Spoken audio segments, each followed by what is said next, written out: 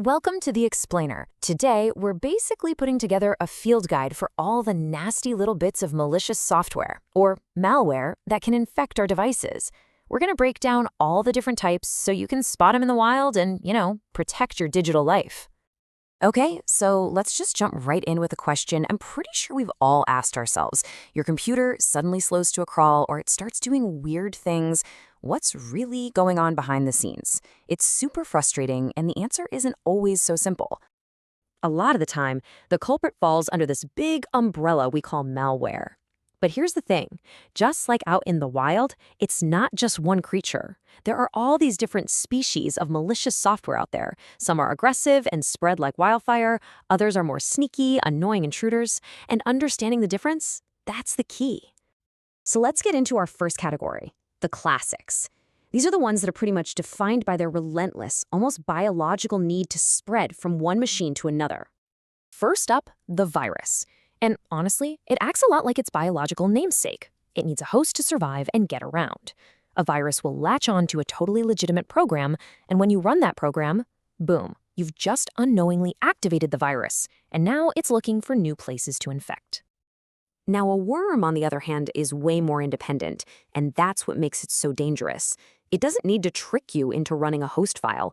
A worm, kind of like that infamous I love you worm that spread through email years ago, can just tunnel its way through computer networks all by itself, actively hunting for new systems to infect.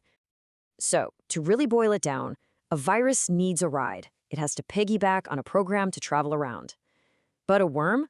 A worm has its own engine. It can travel all on its own, copying itself and spreading across entire networks without any help from us. Next up, let's talk about the malware that's less about spreading and more about invading your digital space for a quick buck.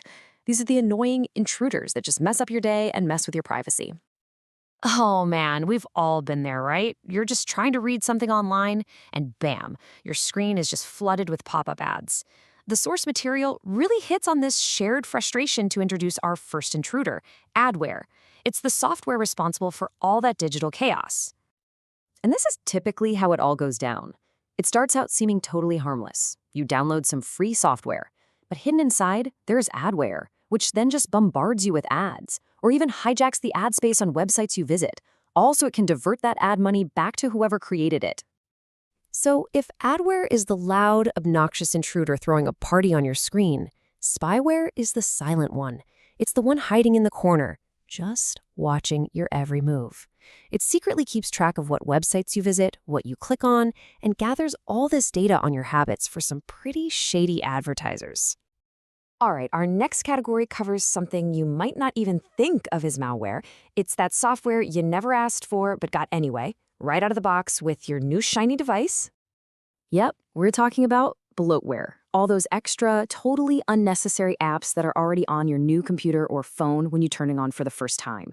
They just sit there, taking up precious storage space and slowing your system down before you've even done anything. So why is it even there? Well, no surprise, it pretty much always comes down to money. Manufacturers get paid to pre-install software, or they use it to promote their own services, or they give you these trial versions hoping you'll eventually pay for the full thing. Okay. So they say knowing your enemy is half the battle. Now that we've identified these digital pests, let's actually build your personal defense kit. We'll use what we've learned so you can keep your devices clean and safe. And here's the good news. You are not helpless in this fight. Not at all. Let's walk through the key strategies you can use to build a really strong digital shield against everything we've talked about. These here are the absolute basics, the universal best practices. Keeping your security software updated? That's a must. Regular backups, that's your safety net.